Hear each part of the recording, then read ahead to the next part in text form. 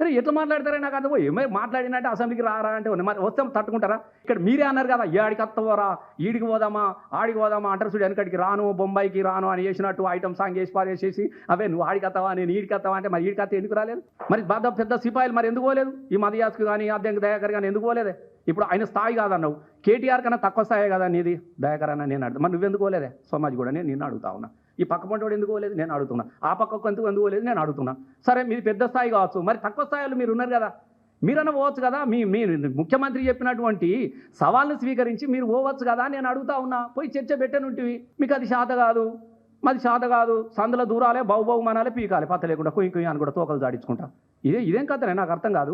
ఏడ మాట్లాడుతుంటే గివే భాషలు ఉన్నాయి. పొద్దున్న లేసదాలు పిచ్చుకో కానీ అది గివే భాష మాట్లాడేది చదువుకున్నాళ్ళు. కాబట్టి ఇప్పుడు కూడా చెప్తా ఉన్నాం, చూసుకుందాం గెలుపుకుందాం అని అంటే సూసుడుకు వెనకడుగు వేయేది టీఆర్ఎస్కు లేదే. మీకు గుర్తుపెట్టుకోండి, గా కాలంలోనే సీమ చిటుకుమంటే ఎనుకొంటలు చేసే కాలాన్నే ఎదురీదినటువంటి పార్టీ టీఆర్ఎస్ పార్టీ. మేము అందరము వీటికి భయపడేడు గీ నరుకుదాం కోరుకుదాం అనేది నాదర నాయన. మీరు యాపిల్ పండు కూడా కొరకలేరు. నీది కూడా చెప్తా ఉన్నా, మీతో కాదు నేను చెప్తున్నా. కొరుకుడు ఎట్లా ఉంటుందో మేము చూపిస్తాం, కొరుకుడు మొదలు పెడితే. ఇది కూడా చెప్తున్నాయి.